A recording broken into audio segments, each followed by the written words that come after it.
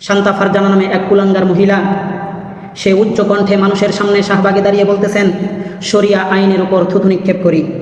সেই মহিলা জানে না শরিয়া আইন মানে আল্লাহ পাকের আইন, শরিয়া আইন মানে আল্লাহ পাকের কোরআনের আইন, শরিয়া আইন মানে রসুলুল্লাহর হাদিসের আইন। সুতরাং এই শরিয়া আইনের উপর যে কুলাঙ্গার মহিলা থুতু নিক্ষেপ করতে চেয়েছে, সঙ্গে সঙ্গে তার ঈমান চলে গেছে। তাকে জাতির সামনে তওবা করে ঈমান আনতে হবে, তাকে জাতির সামনে ভুল স্বীকার করতে হবে, তাকে তওবা করতে হবে। এই কুলাঙ্গার মহিলা তাকিয়ে দেখলো এই বাংলাদেশে ইসলামের খেদমত কাদের দ্বারা বেশি হয়। তারা কয়েকজন আলেমদেরকে সিলেক্ট করার পর তারা কথা বলা শুরু করলো শাইখ আহমদুল্লাহ সাহেবের ব্যাপারে। শাইখ আহমদুল্লাহ সাহেবের ব্যাপারে এক পর্যায়ে এসে বলল, আপনারা সকলে শাইখ আহমদুল্লাহ সাহেবের ওয়াজ শোনা বন্ধ করে দিবেন, তার জলসাগুলো শোনা বন্ধ করে দিবেন, তার প্রশ্ন উত্তরগুলো শোনা বন্ধ করে দিবেন। কারণ এই শাইখ আহমদুল্লাহ এই বিভিন্ন ওয়াজের মাধ্যমে, ইউটিউবের মাধ্যমে, বিভিন্ন ফেসবুক পেজের মাধ্যমে লক্ষ লক্ষ টাকা খয়রাতি করে।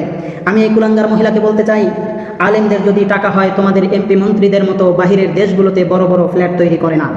আলেমদের যদি লক্ষ লক্ষ টাকা হয়, আলেমরা কখনো তোমাদের মতো মদের আসর জমায় না। আলেমদের যদি টাকা হয়, তোমাদের মতো সরকার থেকে লাইসেন্স নিয়ে পতিতালয় বানায় না।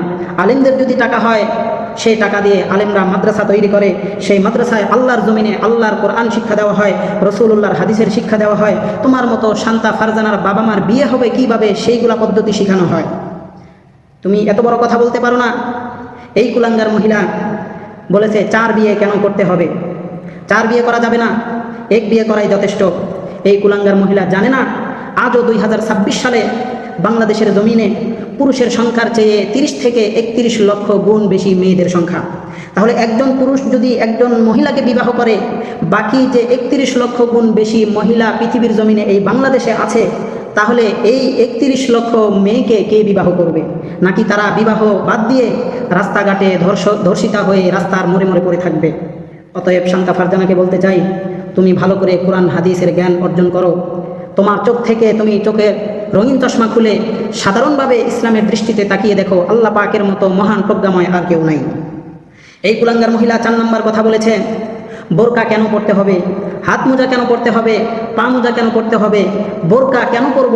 বোরকা তো ইহুদি সম্প্রদায়ের হারদি বংশের মেয়েরা পরে, আমরা কেন বোরকা পরব? আমি এই কুলাঙ্গার মহিলাকে বলতে চাই, তুমি এ কথা বলতেছো বোরকা কেন পরবে? আজকে তুমি তাকিয়ে দেখো, তোমার মতো হাজার হাজার মহিলা যারা বোরকা পরতে চায় না, চুলগুলো খোলা রেখে শরীরের সৌন্দর্যগুলো প্রকাশ করে, শার্ট প্যান্ট টাই পরে শরীরের উঁচু নিচু জায়গাগুলো প্রকাশ করে, সৌন্দর্যগুলো বাহিরে প্রদর্শন করে যারা রাস্তাঘাটে চলাফেরা করে, এগুলো দেখে রাস্তার ছেলেরা তোমাদের ইফটিজিং করে। এক পর্যায়ে তোমাদেরকে রাস্তায় চিপায় চাপায় নিয়ে তোমাদেরকে ধর্ষণ করে রাস্তার মোড়ে মোড়ে ফেলে রাখে। আর যদি তোমরা ইসলামের আইন অনুযায়ী নিজের শরীরকে ঢেকে রাখতে, পর্দা করতে, তোমাদেরকে এভাবে ধর্ষিতা হয়ে রাস্তার মোড়ে মোড়ে পড়ে থাকতে হতো না। অতএব আল্লাহর কোরআন যেটা বলেছে তার ঊর্ধ্বে তুমি কোনো কথা বলতে পারো না। 5 নম্বর কথা, এই কুলাঙ্গার মহিলা বলেছে, বাহিরে যাওয়ার সময় মাহরাম কেন নিতে হবে? রাস্তাঘাটে যে সমস্ত পুরুষ থাকে তারা সকলেই আমার ভাই, তাহলে আমার মাহরামের কেন দরকার? আমি এই কুলাঙ্গার মহিলাকে বলতে চাই, রাস্তার সকল পুরুষ যদি তোমার ভাই হয়, তাহলে তোমাদের মতো হাজার হাজার মহিলারা কেন দর্শিতা হয়ে রাস্তার মোড়ে মোড়ে পড়ে থাকে? অতএব আল্লাহর কোরআনের বিরুদ্ধে কোনো কথা বলতে যেও না। আজকে যদিও 95% মুসলমানের দেশ এই বাংলাদেশ দুর্ভাগ্যবশত ইসলামী রাষ্ট্রীয় পর্যায়ে ইসলাম নেই, যার কারণে আজ পর্যন্ত তুমি বেঁচে আসো। যদি রাষ্ট্রীয় পর্যায়ে ইসলাম থাকতো, 24 ঘন্টার মধ্যে তোমার জিহ্বা টেনে ছিঁড়ে ফেলা হতো।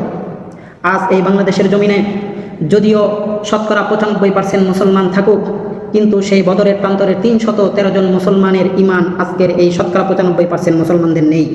সেজন্যই আজকে তুমি এতক্ষণ পর্যন্ত বেঁচে আছো। যদি 313 জন মুসলমান সেই বদরের প্রান্তরের মুসলমান আজও পর্যন্ত থাকতো, তাহলে 24 ঘন্টার মধ্যে তোমার দেহ থেকে কল্লা আলাদা হয়ে যেত। অতএব শান্তা ফারজানা, তোমার বোকামির জন্য আমি তোমাকে বলতেছি, তুমি যে বোকামি করেছো, এই বোকামি তুমি স্বীকার করে, তুমি জাতির সামনে তোমার ভুল স্বীকার করে তুমি তওবা করে নাও, না হলে তুমি আল্লাহর শাস্তির জন্য অপেক্ষা করো।